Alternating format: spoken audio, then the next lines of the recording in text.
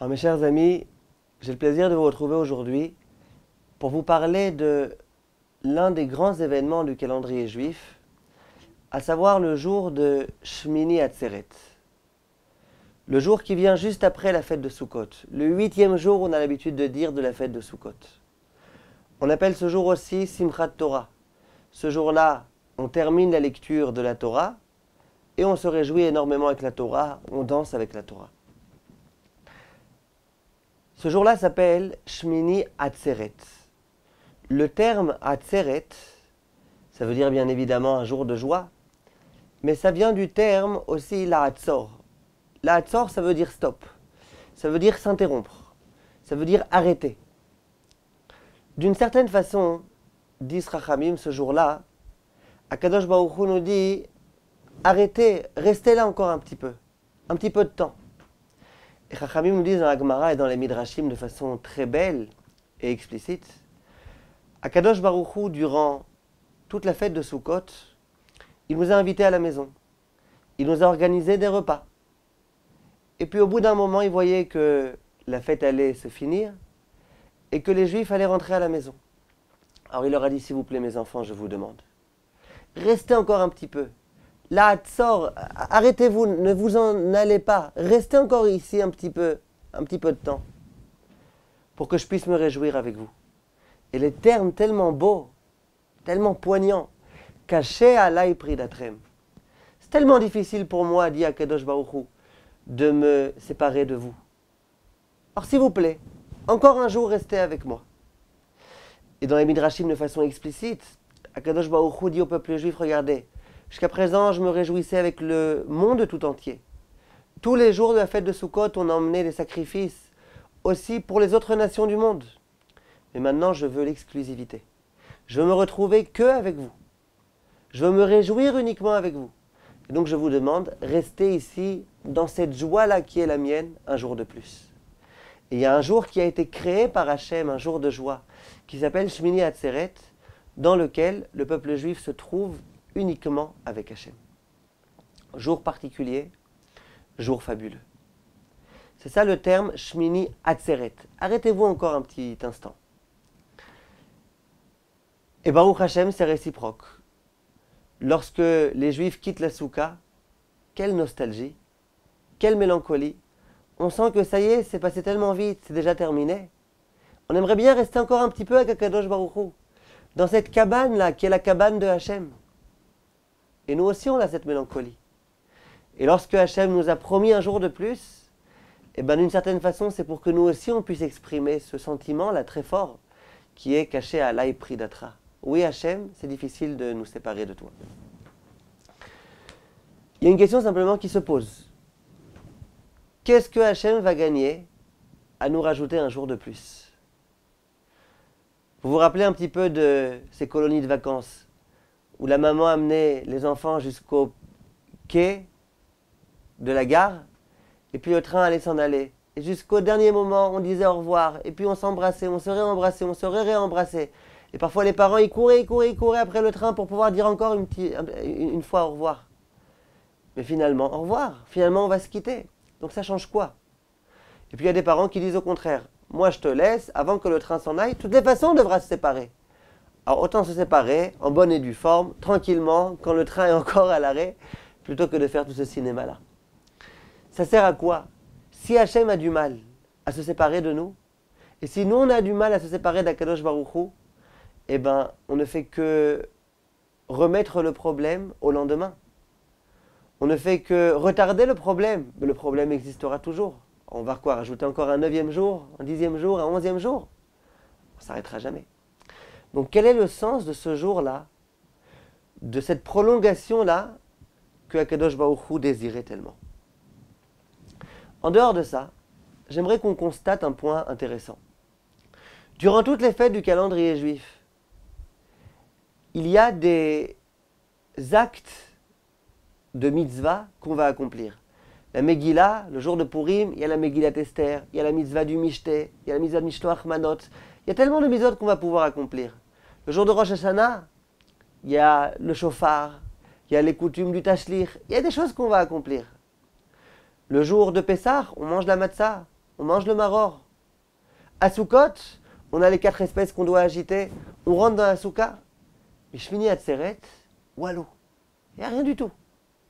Aucune mitzvah particulière. Aucune raison de nous galvaniser, de nous emporter. Rien. Comment ça se fait? Comment ça se fait que durant cette fête-là, il n'y ait rien du tout? Et d'ailleurs, on nous dit, à propos de cette fête-là, il est écrit Ve'aïta ar sameach. Tu ne seras que joyeux. En général, le terme ar, il est employé pour exclure quelque chose, pas pour inclure. Si je veux dire, il faut que tu sois très joyeux et que ta joie soit débordante, on aurait dû dire Ve'aïta kulcha sameach. Le terme kol, il vient inclure. Mais ar, ça vient exclure. Exclure quoi? Faudrait-il que notre joie soit contenue, qu'elle soit retenue, qu'elle ne soit pas complète? Sûrement pas. Alors c'est quoi ce terme ar? Certains commentateurs veulent dire, durant toutes les fêtes, tu te réjouis. Ben, c'est pas difficile de te réjouir avec ta souka, avec tes 4 espèces, avec ta matzah, avec ton maror. Tu peux te réjouir. Tu as tellement d'occasions de te réjouir, tellement de mitzvot. Par contre, durant la fête de Sukkot, de Shmini Atzeret, où il n'y a rien, aucune mitzvah qui va pouvoir nous réjouir. Ar, ça veut dire lorsqu'il n'y a plus rien, lorsqu'il n'y a aucune raison, rien d'extérieur qui vient pour me réjouir. Là, il faut être joyeux. Et là, c'est une vraie joie. Là, c'est une joie authentique, une joie qui provient du plus profond du cœur. Et c'est la joie qui nous est demandée durant la fête de Shmini Atzeret. Comment ça se fait que durant cette fête-là, il n'y ait rien du tout? Aucune mitzvah particulière. Aucune bracha particulière qu'on va devoir réciter. On sort déjà de la souka. Comment ça se fait? En fait, il faut savoir que durant la fête de Sukkot, il y a quelque chose d'intéressant. C'est qu'au tout début de la fête, on emmène beaucoup de sacrifices, de parim. Or qu'à la fin, le dernier jour, le jour de Shmini Atzeret, on n'en amène qu'un seul. Comment ça se fait? Et cette façon de fonctionner, elle va d'ailleurs inspirer Beth Shammai. Vous savez que pendant Hanouka, il y a une grande marloquette entre Beth Hillel et Beth Shammai. Est-ce que le premier jour, il faut allumer une bougie, le deuxième jour 2 bougies, le troisième jour 3 bougies, comme on le fait d'ailleurs? Telle est l'opinion de Beth Hillel. Ou est-ce qu'au contraire, le premier jour, il faut allumer 8 bougies, et ensuite 7, 6, 5, 4, jusqu'à ce que le dernier jour, on n'allume qu'une bougie? Telle est l'opinion de Beth Shammai. Beth Shammai dit, moi je pense qu'il faut au début en allumer beaucoup, et à la fin qu'une seule. Quelle est ma preuve? Eh bien regardez comment on fait à Sukkot. Au début on amène beaucoup de sacrifices, et à la fin un tout petit peu. Donc on va en diminuant. Mais la question qui se pose, c'est comment ça se fait? Comment ça se fait que le premier jour on amène beaucoup, et qu'à la fin on n'emmène qu'un seul? Pourquoi on ne va pas au contraire en augmentant, en intensifiant le nombre de korbanot qu'on devrait amener? La Gemara va donner une explication que ce n'est pas la peine de dire devant un grand public sur Internet. Vous pourrez le regarder dans la Gemara. Mais le Midrash, il donne une autre explication. Le Midrash dit, je vais vous expliquer pourquoi. Il dit, lorsque Akadosh Baruch Hu se comporte de cette façon-là, il vient nous montrer un petit peu comment un hôte doit se comporter avec ses invités. Le premier jour, on a un invité. Il est honteux comme ça. Il ne sait pas si ça va être très bien chez nous à la maison ou pas. On a envie de le mettre à l'aise. Or, on lui sort un bon fauteuil. Et on lui amène à manger de la nourriture extrêmement raffinée, qu'on s'est fatigué à préparer, qui coûte cher, un bon vin. Le deuxième jour, bon, ça y est, c'est déjà un petit peu habitué. Or, on lui amène une nourriture déjà un petit peu moins raffinée, qui a coûté un petit peu moins cher. Le troisième jour, on lui amène encore un petit peu moins. Et puis le septième jour, finalement, quand il est déjà complètement habitué aux us et aux coutumes de la maison, lorsqu'il se sent déjà être à l'aise à la maison, c'est l'un des enfants de la maison. À ce moment-là, on le sert comme on sert à tout un chacun. À ce moment-là, on le sert normalement. À ce moment-là, quelquefois, on se permet de lui dire, écoute, aujourd'hui, on n'a pas eu la force de préparer à manger, sors-toi un petit bol de cornflakes et mange. Un morceau de baguette, un peu de beurre, et puis mange. Parce qu'à ce moment-là, c'est déjà devenu l'un des membres de la famille. Ça y est, il est habitué. Dit le Midrash, c'est exactement la même chose avec Akadosh Baruch Hu. Le premier jour, Akadosh Baruch Hu nous disait, allez, beaucoup de sacrifices, beaucoup de mitzvot. jusqu'à ce que finalement nous soyons devenus les membres de la maison. Et à ce moment-là, c'est plus la peine de nous donner beaucoup de sacrifices. Un seul sacrifice, c'est déjà amplement suffisant. Ça veut dire que, en un mot, la dynamique de Sukkot, c'est qu'au tout début, nous sommes considérés comme étant des invités. On est invités dans la cabane d'Akadosh Baruch Hu. Et finalement, au moment où la fête va se clôturer et on va entrer dans Shmini Atzeret, on sera déjà considéré comme étant des membres de la maison. On est chez nous. Quand on est qu'Akadosh Baruch Hu, on est chez nous. Ça veut dire quoi? Le peuple juif a eu le mérite, durant tout le mois de Elul, de faire Teshuvah, de se rapprocher d'Akadosh Baruch Hu, de s'écarter de tous les mauvais comportements, de s'introspecter. Baruch Hashem, c'était extraordinaire. Ensuite, on a passé le jour de Rosh Hashanah. C'était terrifiant, c'était angoissant. Les 10 jours de pénitence, on s'est rapproché d'Akadosh Baruch Hu. On a essayé en tous les cas. Est venu le jour de Kippour. À ce moment-là, Akadosh Baruch Hu nous a complètement purifiés. Il a procédé à notre toilette, comme on le disait l'autre jour dans un cours. Et Baruch Hashem, déjà on est pur, déjà on est apte à pouvoir être invité par Akadosh Baruch Hu. Avant, avec toutes nos fautes, avec toutes nos saletés, on ne pouvait pas rentrer dans la maison d'Akadosh Baruch Hu. Maintenant qu'on est complètement propre, Dieu nous dit les enfants, je vous invite à la maison. Et il nous ouvre ses cabanes, ses soukot. La souka, c'est la maison d'Akadosh Baruch Hu. L'ombre de la souka, c'est l'ombre d'Akadosh Baruch Hu. Dans cet endroit-là, on est complètement protégé. C'est ce qui est écrit dans Chazal. Magen, ça fait allusion à la souka.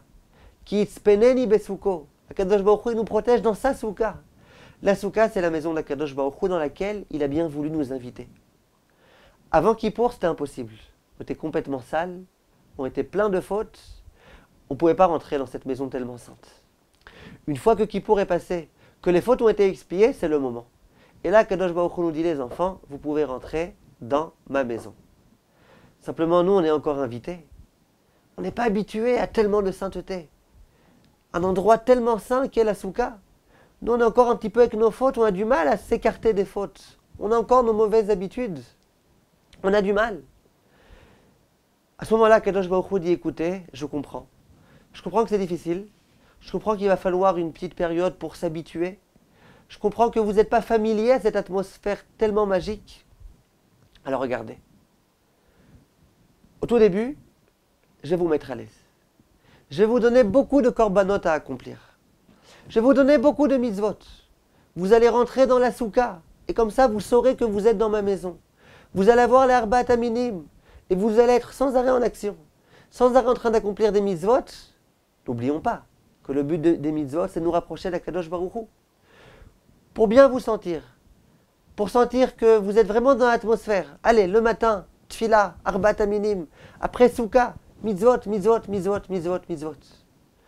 Korbanot, beaucoup de korbanot à amener, jour après jour, pour qu'on commence à s'habituer un petit peu à cette atmosphère-là, à l'atmosphère des korbanot, à l'atmosphère d'arbat aminim, à l'atmosphère de la mitzvah, qu'au fur et à mesure, on recommence à nouer un lien avec Akadosh Baruch Hu.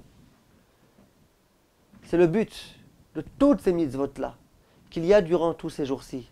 Vous savez, on raconte qu'un jour, il y avait un père qui était très embêté. Parce que son fils, tous les jours, lui disait, papa, écoute, on a un oncle qui habite là-bas en Turquie. Et j'aimerais bien aller lui rendre visite. Et le père, il était inquiet. Il se disait, ici, je l'ai à l'œil, je sais ce qu'il fait, je sais à quelle heure il revient à la maison.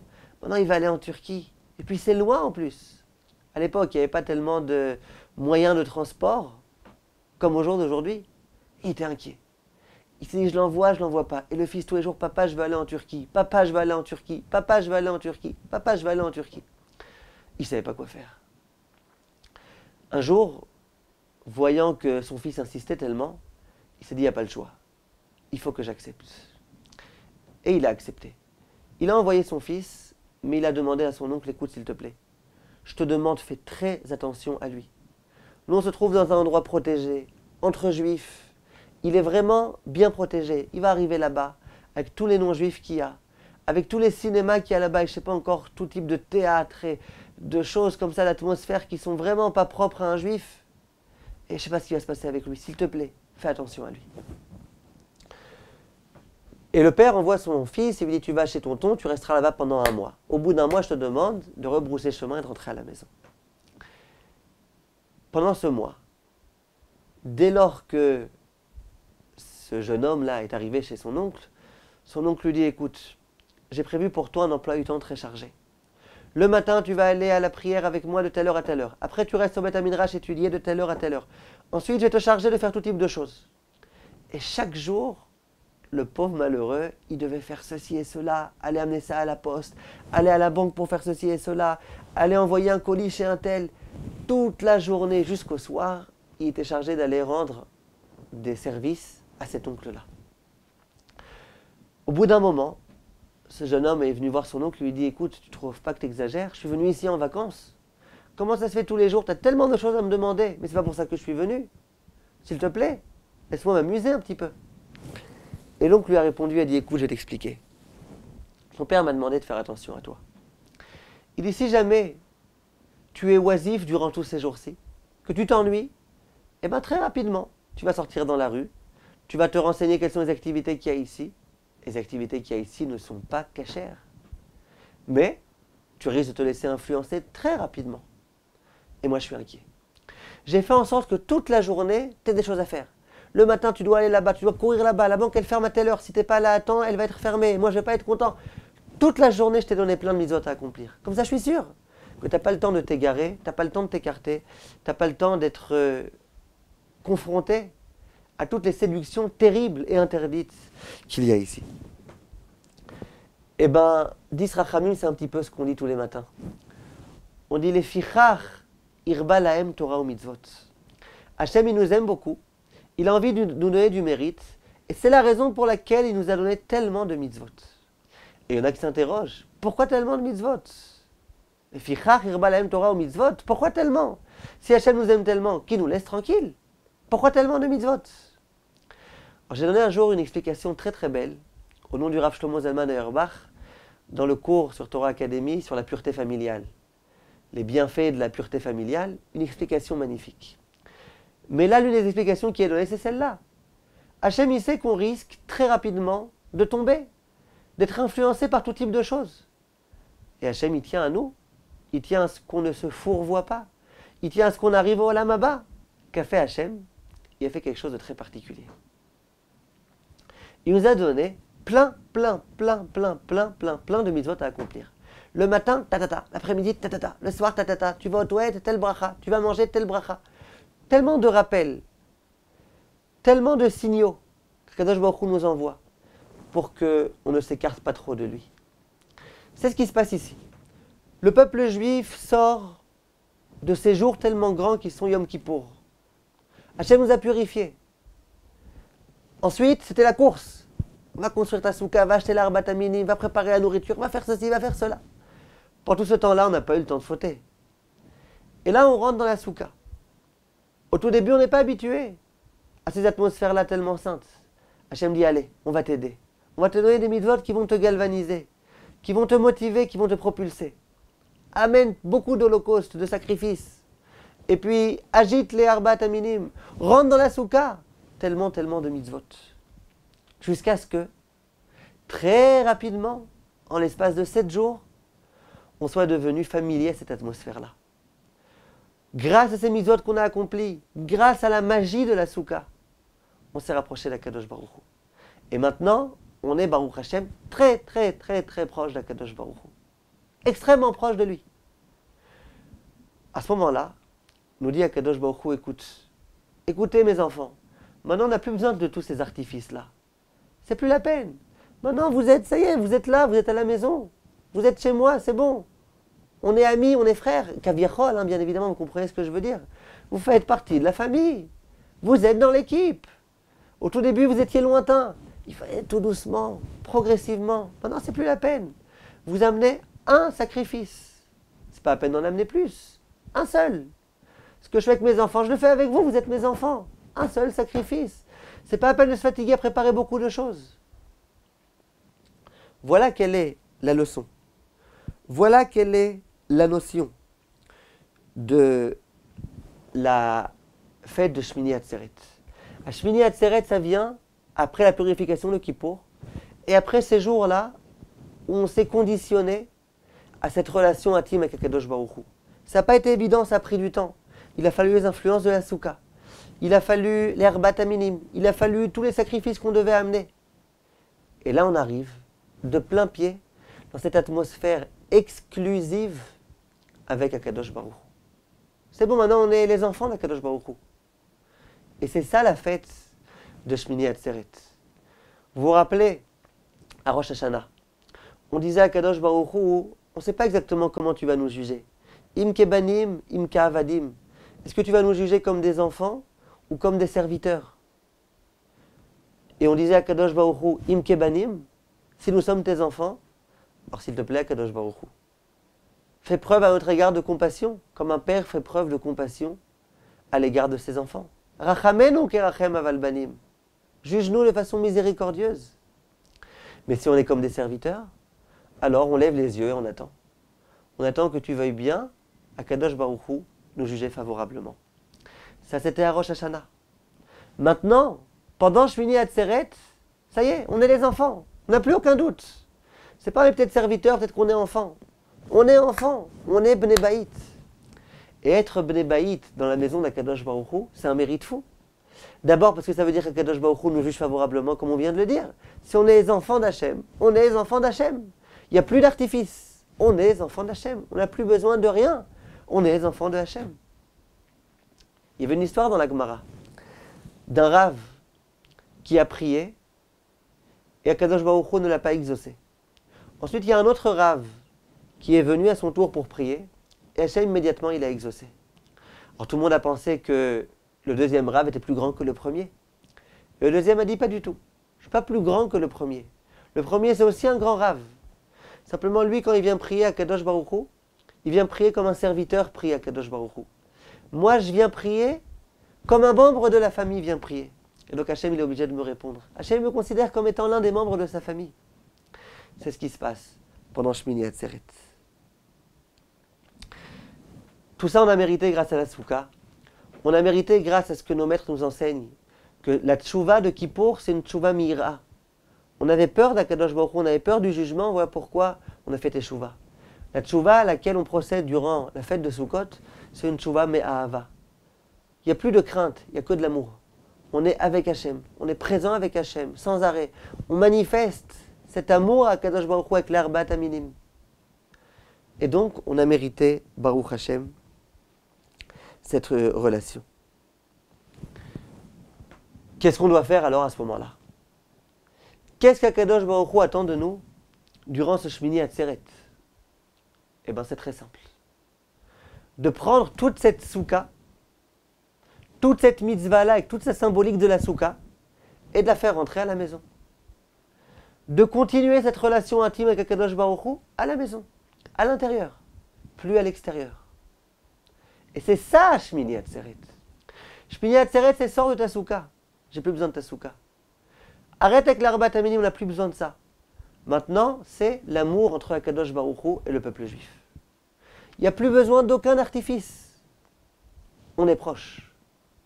Au tout début, on n'était pas tellement proche d'Hachem. Il fallait une souka. Il fallait bien qu'Hachem nous prouve. Je vous invite à la maison. Soyez dans ma maison. Regardez cette belle maison. Ça, c'était au début. Maintenant, au moment où on arrive à Shmini Atzeret, il n'y a plus besoin de tout ça. La preuve qu'Akadosh Baruch Hu, l'amour qu'Akadosh Baruch Hu nous manifeste, eh ben, elle est patente. Cet amour-là est patent. La preuve est patente. Il n'y a plus besoin de rien. Il n'y a plus besoin d'aucune preuve. Hachem nous aime. Il n'y a plus besoin de souka. Si au début il fallait une souka pour être invité dans la maison d'Akadosh Baruch Hu, blablabla, maintenant c'est plus la peine. Maintenant on est conscient, on est au courant de l'amour qu'Hachem nous porte. Ça y est, on est des Bnei Baït. Si on est des Bnei Baït, on n'a plus besoin du tout de la souka. Et on peut se trouver sans souka, chez nous à la maison, sans toutes ces vertus fabuleuses de la souka, et rester en symbiose, dans un amour fou avec Akadosh Baruch Hu. Et c'est ça, c'est exactement ça qu'Akadosh Baruch Hu attend de nous à ce moment-là. Que se passe-t-il ce jour-là? C'est malgré tout dangereux. Si on quitte tout ça, alors il n'y a plus toutes ces mitzvot-là, c'est fini. Il n'y a plus de ces mitzvot-là, il n'y a plus de soukha, il n'y a plus rien. On risque rapidement de chuter. On risque rapidement de retrouver le train-train de la maison, de la matérialité, et oublier Akadosh Baruch Hu. C'est pour ça que ce jour-là, on fait quelque chose de particulier. On procède à ce qui s'appelle Simchat Torah. Les Hakafot. On se réjouit avec le Sefer Torah. On danse avec le Sefer Torah. Je sais que dans certains endroits, on fait ça un petit peu à la va-vite et c'est dommage. En Israël, dans les yeshivot, les Hakafot, elles durent 4 heures. De 9 heures jusqu'à 1 heure. Le matin, de 9 heures jusqu'à 1 heure. Le soir, de 9 heures jusqu'à 1 heure. C'est des vrais Hakafot. Et on se réjouit. Et on chante. Et on danse avec la Torah. L'essentiel de ces danses, c'est de se réjouir. On se réjouit avec la Torah à ce moment-là. On n'a plus rien d'autre. Il n'y a plus de soukha, il n'y a plus rien. Maintenant, la seule réjouissance qu'on a, c'est la réjouissance avec Akadosh Baruch Hu. Comment on se réjouit avec Hachem? En se réjouissant avec sa Torah. Parce qu'on sait très bien que Hachem, la Torah et le peuple juif, ça constitue une seule entité. Pour se rapprocher d'Hachem, on se rapproche de la Torah. Pour se réjouir avec Hachem, on se réjouit avec cette Torah. Le Harizal, on dit qu'il dansait beaucoup avec la Torah. Et on dit que même une fois que Simchat Torah était terminé, il procédait à ce qu'on appelle aujourd'hui les Hakafot Shniot. Simchat Torah c'est terminé, on a fait la Havdalah, on a replié la Soukha. Et à nouveau, on rentre dans les Beit Knesiot et on danse avec la Torah. En Israël, à Yerushalayim, partout, dans toutes les yeshivot, dans tous les Beit Knesiot, on organise des Hakafot Shniot. Et on dit que le Harizal, quand il sortait du Beit Knesset, dès qu'il retrouvait un Beit Knesset où on était encore en train de danser avec la Torah, il dansait, il se réjouissait avec eux. Pourquoi? Comment ça se fait? Où est-ce qu'on a vu une telle chose? Où est-ce qu'on a vu que lorsque la fête est terminée, on fait des prolongations? Il y a des endroits où on fait 4 fois les Hakafot. Où on les fait le soir, où on les fait le matin, où on les fait à Mincha, et où on fait après les Hakafot Shniot. Où on a vu tellement de Hakafot. La fête est terminée, on continue. Pourquoi? C'est que se réjouir avec la Torah, visiblement, c'est l'un des éléments essentiels de Shmini Atzeret. Et c'est la solution au problème que j'ai présenté face à vous. On va quitter la soukha, d'accord, mais on va retourner au train-train. Comment faire pour poursuivre cette atmosphère tellement belle? Là vient Simchat Torah. Lorsqu'on se réjouit avec la Torah, lorsqu'on est capable d'être heureux avec elle, c'est ça le gage de la réussite pour toute une nouvelle année. La Torah, on sait que c'est elle qui nous préserve de la faute. C'est elle qui nous protège. C'est elle qui nous donne le mode d'emploi de la vie. C'est elle qui nous indique comment on doit se comporter dans toutes les situations de la vie. La Torah est tellement belle, tellement fabuleuse, tellement magnifique. Quel est le problème? C'est que souvent on est indifférent. On accepte de venir à un cours de Torah en arrivant 10 minutes en retard, en partant 10 minutes en avance. Si on était conscient de la beauté de la Torah, de la grandeur de la Torah, on étudierait beaucoup plus. Et plus on s'investit pour la Torah, plus elle s'investit pour nous.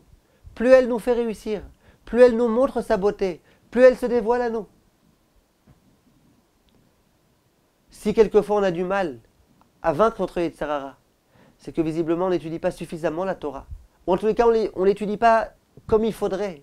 On ne s'investit pas suffisamment pour elle. Mais comment ça se fait qu'on ne s'investit pas suffisamment pour elle? Parce qu'il nous manque la joie de la Torah. Vient le jour de Simchat Torah. Et on veut dire à Kadosh Baruch Hu, regarde Hachem. On va essayer de prendre toute cette soukha et toutes ces mitzvot extraordinaires et de les amener à la maison. Ah mais il y a un danger. À la maison, il n'y a pas de soukha. La maison, ce n'est pas une cabane provisoire. La maison, c'est matériel. Une belle maison, un beau jardin, des belles lumières. La maison, c'est matériel. Alors comment on va faire pour amener toute cette atmosphère-là à l'intérieur de la maison? Réponse, en amenant la Torah à la maison. Mais comment on va l'amener la Torah à la maison? Quand il y a trop de matériel, il n'y a plus d'envie d'aller au cours de Torah. Réponse, en se réjouissant.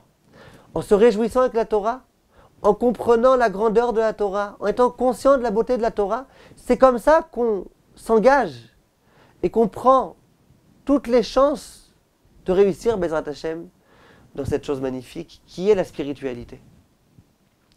Voilà pourquoi ce jour-là où notre travail c'est de quitter la soukha tout doucement et d'amener toute cette atmosphère-là à la maison, ce jour-là, on se réjouit avec Akadosh Baruch Hu, on se réjouit avec sa Torah Et de cette façon-là, on s'engage d'une certaine façon à pouvoir poursuivre ensuite toute cette atmosphère-là durant toute l'année. Et c'est ce que Chachamim nous disent. Il est écrit dans le pasuk Vesamarta bechagecha. Tu te réjouiras durant ta fête. Ve'aita achsameach. Et tu seras que joyeux. Bon, bien évidemment, si je me réjouis, je serai que joyeux. Pourquoi la Torah est redondante ici? En fait, Rashi explique et il dit comme ça. Vesamarta bechagecha. Nous, ce qu'on te demande à toi, juif, c'est une chose. Réjouis-toi. Réjouis-toi durant cette fête, réjouis-toi avec la Torah. Et si vraiment tu te réjouis, la Kadosh Baruch Hu te promet. C'est une avtacha, une promesse de la part de la Kadosh Baruch Hu. Ve'aita achsameach. Moi, Hachem, je t'aiderai à être joyeux. Tu veux être joyeux toute l'année? Tu veux être joyeux toute l'année quand tu accomplis des mitzvot, quand tu étudies la Torah? Dis Hachem, je m'engage à t'aider, à une condition. Toi, durant la fête, essaye d'être joyeux au maximum. Et c'est ce que Akadosh Baruch Hu attend de nous.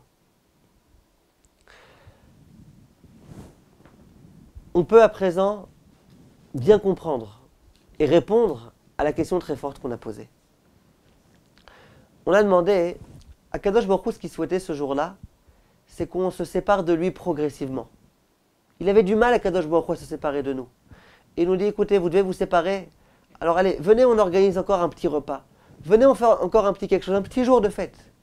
On a demandé, mais on ne fait que décaler le problème. On ne fait que le retarder un jour plus tard. Si Akadosh Baruch Hu a du mal à se séparer de nous, il aura du mal à se séparer de nous aussi après Shmini Atzeret. Qu'est-ce qu'on a gagné à ajouter un jour?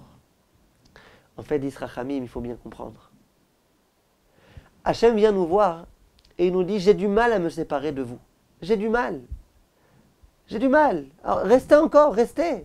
Hachem lui voulait qu'on reste longtemps, pas 15 jours. Restez encore.